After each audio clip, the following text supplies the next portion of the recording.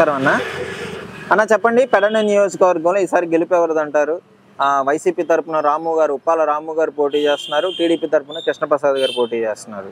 ఉప్పల రాము గారిదేనండి గెలుపు. ఇది డెఫినెట్.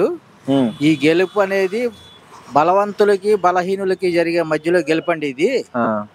అందుకోసం కంపల్సరీ ఇది మా గెలిపేనండి. ఇది వైఎస్ఆర్సీపీ కుటుంబం గెలిపే ఇది. అది సార్. ఏంటి జగన్ గారు, చంద్రబాబు గారు నేనే బాగా చేశాను అని చెప్పుకుంటున్నాడు, డెవలప్ చేశాను. గతంలో ఇచ్చిన హామీలు ఏమైపోయినాయో ఒకసారి రిపీట్ చేసి చూసుకోవాలండి. మా జగన్ గారు ఇచ్చిన నవరత్నాలు ఎంతవరకు నెరవేర్చారో, వాళ్ళు ఇచ్చిన హామీలు ఎంతవరకు నెరవేర్చారో మొత్తం చూసుకోవాలి సార్. అది వాళ్ళలోనే తెలుస్తుంది. అసలు ఆ పార్టీలో నాయకులే ఎవరు సార్? ఇప్పుడు నాయకుడే లేడు కదా సార్. ఇప్పుడు ఆయన నాయకులు వీక్ అయిపోయారు. అసలు ఆయన నాయకత్వం నడిపించే ఇదే లేదు సార్ ఆయనకి ఇప్పుడు.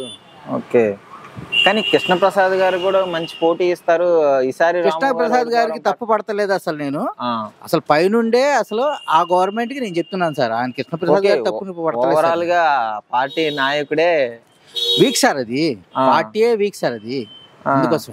కానీ పులివెందుల్లో జగన్ గారిని ఓడిస్తా అంటున్నారు కదా, వీక్ అయితే అంత ధైర్యం సార్. అసలే కుప్పంలో ముందర ఆయన్ని గెలవమని చెప్పండి చంద్రబాబు నాయుడు గారిని. ఓకే, అది కుప్పంలోనే ఆయనకి లేదు సార్. అక్కడ ఏదో ఇప్పుడు పవన్ కళ్యాణ్ గారిని వాళ్ళని కలుపుకుని ఏదో నడిపిస్తున్నారు. అది నడుస్తుంది సార్, అంతే సార్. ఇప్పుడు పెడన్లో చూసుకున్నట్టయితే ముఖ్యంగా ముస్లిమ్స్ అలాగే చేనేత వర్గాల వాళ్ళు ఎక్కువగా కనిపిస్తున్నారు. మరి సో మీకేమన్నా చేశాడా మరి జగన్ గారు వచ్చిన తర్వాత? నాకు కాదు సార్, ప్రతి కుటుంబానికి చేశారు. అర్హత ఉన్న ప్రతి వాళ్ళకి అర్హత ఉన్న ప్రతి వాళ్ళకి పథకం అందింది. అందపోతే మళ్ళీ వెంటనే వాలంటరీ సంస్థతో మళ్ళీ వాళ్ళకి అందేట్టుగా చేస్తున్నారండి. ఓకే, ప్రతి వాళ్ళు లబ్ధి పొందిన వాళ్ళండి. ఇది ఒకటి సార్, బలవంతులకి బలహీనులకి జరిగే యుద్ధం సార్ ఇది. దాంట్లో 2019లో నిరూపించుకున్నారు జనం. ఇప్పుడు మళ్ళీ 2014లో మళ్ళీ నిరూపించుకున్నారు, సిద్ధంగా ఉన్నారు. అది 175కి 175. అది సార్, వస్తాయి సార్. అంత నమ్మకం ఏంటండి? మాస్క్ సార్, మా నాయకుడు మాస్క్ క్యాండిడేట్ కాదు, మా నాయకుడు మాస్క్ ఉంటే చాలు సార్, ఎవరన్నా గెలుగుతారు. అందుకోసం ఇంత ధైర్యంగా ఇన్ని సీట్లు మార్పులు జరగాలంటే ఎప్పుడైనా జరిగిందా చరిత్రలో?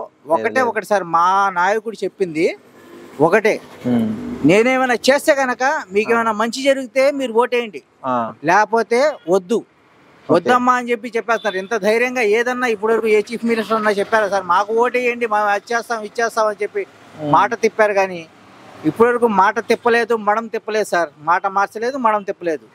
అది మా నాయకుడిది. గతంలో మరి చంద్రబాబు గారు ఇచ్చిన హామీలు కూడా నేను చేశాను అని అంటున్నాడు కదా.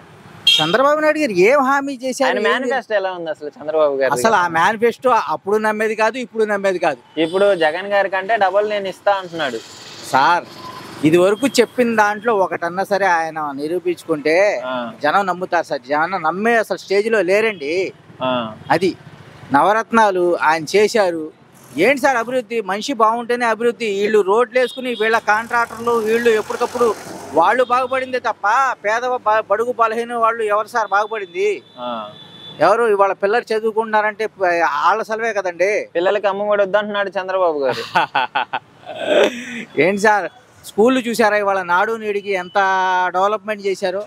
అమ్మఒడి అమ్మకి సార్ ఇది ఇచ్చింది. స్కూల్ డెవలప్మెంట్స్ కి ఎంత ఖర్చు పెడుతున్నారు? వాళ్ళ యూనిఫామ్స్ కానీ, వాళ్ళ ఫుడ్ కి కానీ, వాళ్ళది దీనికి కానీ ఎంత ఖర్చు పెట్టారు సార్? అది ప్రతిదీ కూడా లెక్క ఉంది సార్. ప్రతిదీ లెక్క ఉంది, ప్రతిదీ ఏమి లేకుండా లేదు సార్. అది సో మొత్తానికి మళ్ళీ ఇక్కడ ఉప్పాల రాము గారే పెడన నియోజకవర్గం ఆయనేనండి.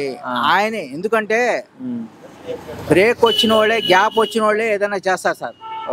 జగన్ గారు అప్పుడు 16 నెలలు ఆయన జైల్లో ఉన్నారు కాబట్టి జనాలకి ఏం చేయాలో ఏంటో అని చెప్పి ఒక ప్లాన్ ప్రకారం చేశారు. ఇప్పుడు రాము గారు ఎలా చేయాలి, ఏం చేయాలని చెప్పి ఇప్పుడు నుండి కాదు, చాలా రోజుల నుండి ఆయన చేస్తున్నారండి. ఆయన ఖచ్చితంగా మాకు చేస్తారు, మా వెనకాల ఉంటారు, ప్రతి వాళ్ళకి న్యాయం చేస్తారని చెప్పి మాకు నమ్మకం ఉందండి. ఆయన గెలిపించుకుంటాం మేము.